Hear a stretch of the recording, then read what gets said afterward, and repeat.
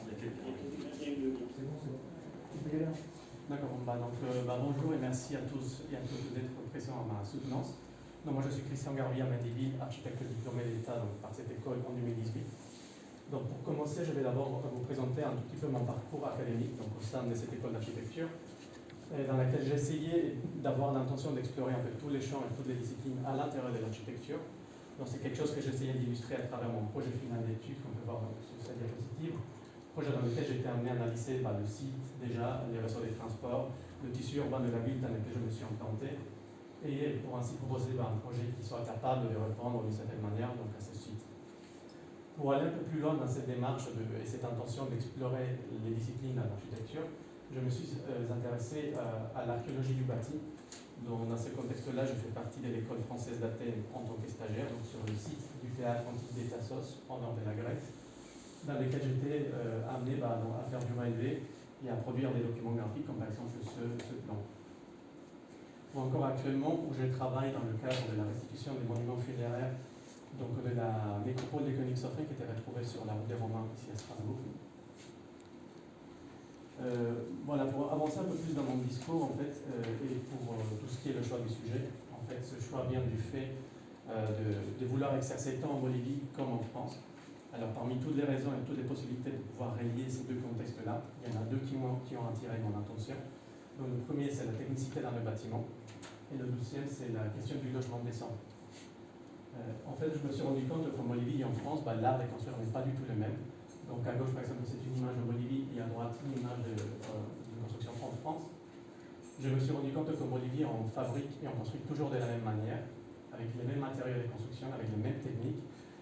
Et tout ceci sont protégés de l'environnement, ce qui produit donc, logiquement des bâtiments qui sont dans les hauts plateaux, des bâtiments sombres et froids. Et au contraire, les terres basses amazoniennes, c'est des bâtiments humides et chauds.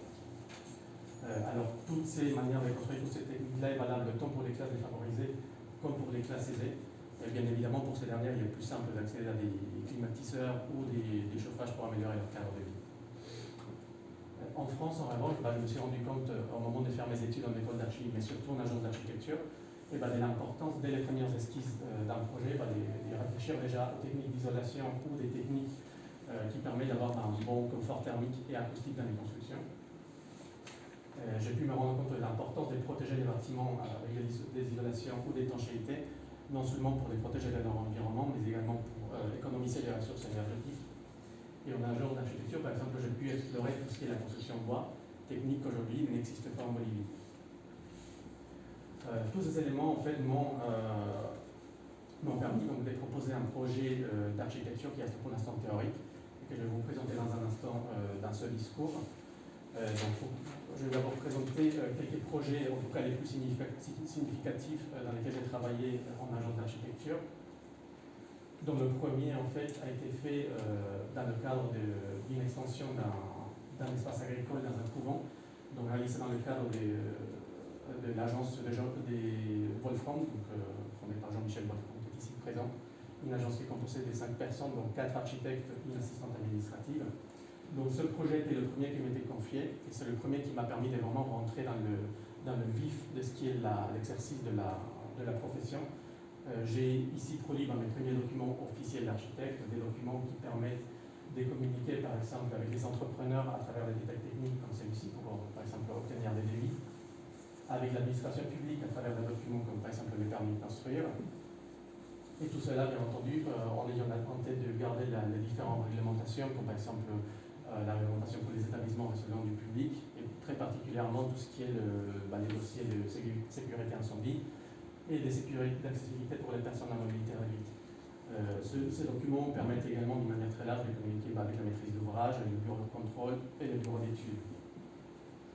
Ensuite, un autre projet qui a été donc, réalisé également dans cette agence, c'est la construction d'une maison individuelle à Strasbourg. Et ce projet m'a permis de rentrer vraiment dans le détail de ce qu'est une construction bois et de comprendre en fait comment les différents éléments constructifs, les maçonneries, fonctionnent justement avec ce système constructif en bois. Et donc au moment de mon travail lors de la phase pro à l'établissement et au dessin de ces détails-là, j'ai pu comprendre comment la structure en béton bien s'associer et bien fonctionner avec les différents éléments en bois, et comment tous les différents éléments, comme par exemple les faux plafonds plafonds, les finitions intérieures et extérieures, vient s'associer et vient fonctionner ensemble avec cette technique constructive. Un troisième projet, cette fois-ci, c'est celui qui m'a permis d'apprendre, enfin de gagner le plus en termes d'expérience professionnelle, puisque c'est un projet dans lequel j'ai travaillé dès les phases esquisses jusqu'au chantier. Donc c'est l'aménagement d'un cabinet dentaire ici à Strasbourg. Et c'est un projet qui m'a permis également de pouvoir participer à la conception d'une partie du mobilier donc de ce local. Et il y a deux aspects vraiment qui ont spécialement attiré mon attention. Donc, le premier, c'est en fait de pouvoir me rendre compte en fait, de ce que j'ai dessiné, parce qu'au bout d'un moment, quand on est devant un écran et qu'on dessine toujours des plans comme celui-ci, ben, on n'arrive pas forcément à se rendre compte de ce qu'on dessine, toujours quand on n'a pas vraiment d'expérience, quand on est jeune diplômé. Donc cet élément par exemple ici, c'était la climatisation du local. Et ben, moi jusqu'au moment où je me suis rendu vraiment sur le chantier, c'est seulement à ce moment-là que je me suis rendu compte qu'il fallait effectivement l'accrocher au plafond.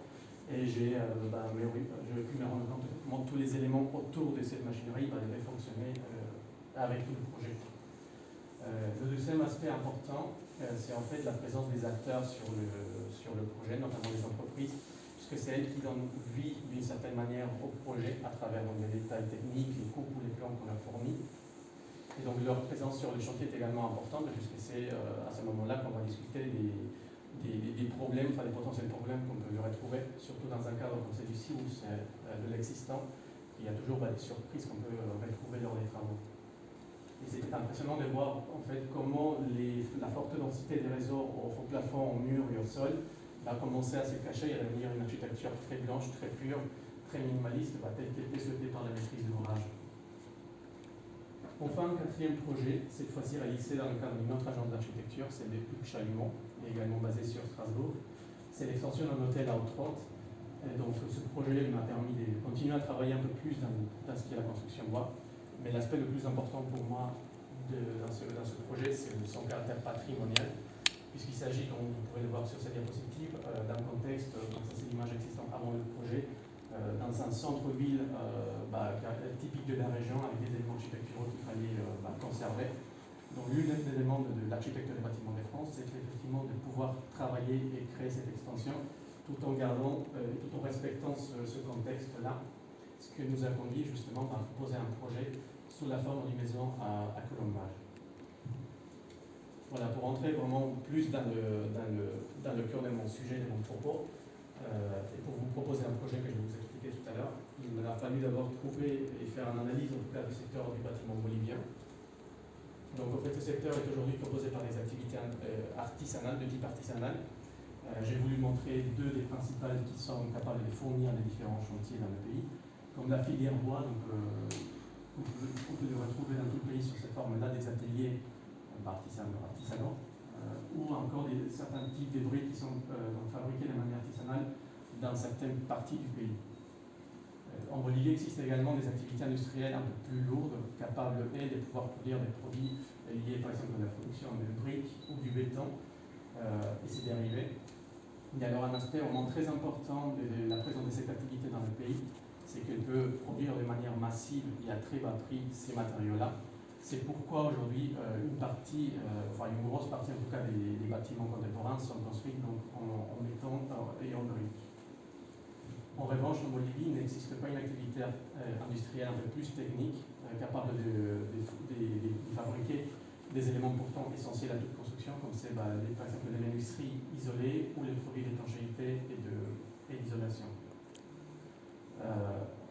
Cela en fait m'a amené à produire un schéma dans lequel j'essaie de montrer que l'absence de ce type d'industrie capable de fournir des matériaux plus techniques fait que ces produits doivent être importés des pays voisins, ce qui génère donc des prix assez élevés.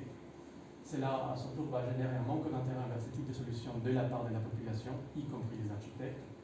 Et cela, à son tour, va donc créer un peu de demande sur le marché, et cela va donc créer un cercle vicieux. Alors, pour le casser, ou en partie en tout cas, il serait nécessaire de mettre en place une activité industrielle ou artisanale capable de pouvoir revaloriser donc, les résidus des activités que je vous ai citées précédemment. Je voulais illustrer ici le cas très particulier de la filière bois.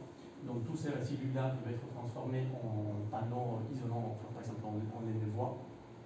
Mais de manière très générale, tous les résidus industriels artisanales et pourquoi pas aménagées peuvent être transformées en matériaux de construction.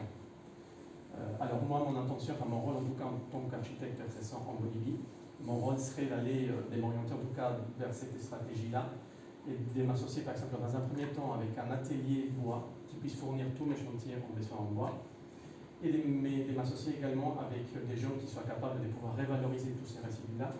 Donc du coup à ce moment-là, tous les résidus de l'atelier bois qui aura fourni mes chantiers, tous ces résidus pourront être revalorisés, transformés en matériaux de construction qui pourraient également être utilisés dans les chantiers. Voilà, maintenant donc c'est vraiment le projet que j'ai essayé de proposer, enfin que j'ai conçu pour vérifier toutes ces informations, pour confirmer que ça pouvait fonctionner. En tout cas c'est un projet théorique. Et je le répète, le but principal de ce projet est d'améliorer le cadre de vie, le confort thermique, acoustique des constructions boliviennes qui sont aujourd'hui construites, comme on peut le voir sur cette mosaïque, en briques, en béton, sans protéger de leur environnement. Pour ce faire, il m'a fallu trouver donc un site idéal sur lequel ce projet pouvait s'implanter de manière la plus simple possible, à partir d'une certaine de paramètres, comme par exemple c'est l'industrie, la demande sur le marché, la disponibilité d'accès aux matières premières, des enjeux urbains, du climat ou encore de l'alimentation urbaine. Alors j'ai regardé tous ces éléments-là dans les 4 villes les plus importantes du pays, celles qui pouvaient avoir le potentiel d'avoir ces éléments-là. Et comme on peut le voir sur ce schéma, il se trouve que c'est la ville de Santa Cruz, celle qui possède la plupart de ces paramètres-là, donc celle qui peut, sur laquelle peut s'implanter le projet. Santa Cruz, donc, c'est une ville qui se situe à l'est de la Bolivie, sur les terres amazoniennes. C'est la ville la plus grande de la Bolivie, elle est habitée par 3 millions d'habitants, et elle dispose d'un climat tropical, donc chaud et humide toute l'année. C'est également l'une des villes qui possède l'un des gros dysfonctionnements urbains, comme c'est l'étalement urbain. Parce que comme on peut le voir sur cette image à droite, en fait, le tissu urbain de base en forme circulaire en hiver, il a été déformé par cet étalement urbain qui est très agressif, qui a tendance également malheureusement à grignoter les espaces naturels autour de la métropole. Donc mon projet a comme intention de limiter ou de donner l'exemple d'une certaine manière à cet étalement urbain, de le stopper en m'implantant sur le tissu urbain bien établi près du centre-ville, dans une des nombreuses parcelles vides qu'on peut retrouver dans cette partie-là de la ville. Et au niveau de la rue, en fait, ce choix se confirme en fait par un mur de clôture en briques traditionnel de la région, que j'ai trouvé en fait assez intéressant pour pouvoir l'exploiter et pouvoir implanter une architecture sur ce site-là. J'ai étudié en fait les éléments architecturaux les plus répandus aujourd'hui dans la région, comme c'est par exemple les toitures à 2 pans, des coursives extérieures, des éléments de charpente en bois au niveau des pignons ou encore les toitures habillées en tuiles canal. J'ai essayé d'étudier la volumétrie pour implanter le bâtiment dans cette parcelle, toujours en ayant en tête ces éléments architecturaux. J'ai dessiné un plan de masse d'implantation de la maison. Et enfin, j'ai dessiné le plan d'aménagement de la maison, qui serait donc pour une famille de 4 personnes. Alors, un aspect très important, pas seulement de ce projet, mais de toutes les architectures des logements en Bolivie, c'est en fait de pouvoir s'implanter, de pouvoir transformer les locaux annexes aux constructions. Ceci dans le but de pouvoir, par exemple, les convertir en épicerie, en commerce de proximité, dans le but en fait, de pouvoir proposer aux propriétaires de la construction des ressources économiques supplémentaires et donc de garantir un peu plus la stabilité économique justement de la famille. Non moins important, la présence du jardin permet déjà dans un premier temps de pouvoir faire une future extension de la construction. Et ensuite, ça permet également de pouvoir aménager, par exemple, un jardin potager qui vient aider encore un peu plus la stabilité de la famille en termes économiques. Un aspect très important de ce projet, c'est l'intention de préserver le savoir-faire local, surtout concernant le matériau brique. Ce que j'essayais de montrer sur cette image à gauche, un bâtiment conçu par Mario Botta, donc, dans cette région, donc en brique, et à droite, tout simplement, une image qui reflète bien que ce savoir-faire est aujourd'hui maîtrisé dans la région. En revanche, le projet a comme intention également d'enrichir ce savoir-faire en apportant de nouvelles techniques de construction, notamment en ce qui concerne par exemple les murs doubles isolés. Là, c'est juste un schéma pour essayer de comprendre comment tous les éléments architecturaux pouvaient fonctionner ensemble. Et là, au niveau du détail, en fait, j'ai essayé de m'interroger comment, par exemple, ce mur de clôture que vous voyez dans l'image pouvait donc être doublé par un parement intérieur en briques apparentes pour avoir des ambiances avec de la brique apparente. tout ça, donc isolé par la laine de bois qui aurait été fournie par la scierie, la bois, et je me serais associé. J'ai également essayé de comprendre comment cela pouvait fonctionner au niveau de la jonction avec la toiture, avec des éléments en bois. Donc pourquoi en bois? Justement parce que le bois, c'est une autre intention du projet, celle de faire revivre un savoir-faire qui a aujourd'hui presque disparu de cette région, qui était pourtant là présente à un moment donné. Et moi, à partir de mes connaissances en construction bois et tout ce que j'ai appris en agence d'architecture en France, et tout en prenant en compte les différentes espèces et essences de bois existantes avec lesquelles on travaille au Bolivie, j'ai essayé d'exécuter une partie du projet en mur en ossature bois ou encore des caissons en bois préfabriqués pour la toiture de la maison. Donc là aussi, c'était un schéma, un croquis d'intention pour essayer de voir comment les murs en ossature bois, les murs en briques et tous les différents éléments pouvaient générer une ambiance intérieure. Et au moment de travailler dans ce projet, je me suis quand même posé des questions, surtout concernant des éléments qu'on ne peut pas trouver aujourd'hui facilement dans le marché de la construction bolivienne, notamment les menuiseries isolées. Puisque mon intention, c'est d'avoir un clos couvert le plus étanche possible, acoustiquement et thermiquement. Je ne sais pas encore comment le garantir à 100% sans avoir accès à ces éléments-là.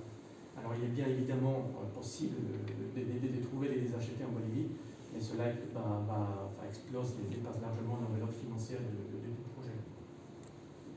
J'ai également réfléchi à des questions, par exemple, de ventilation passive à l'intérieur du bâtiment ou d'autres éléments de support, comme par exemple la production d'eau chaude sanitaire, pour exploiter le climat de la région.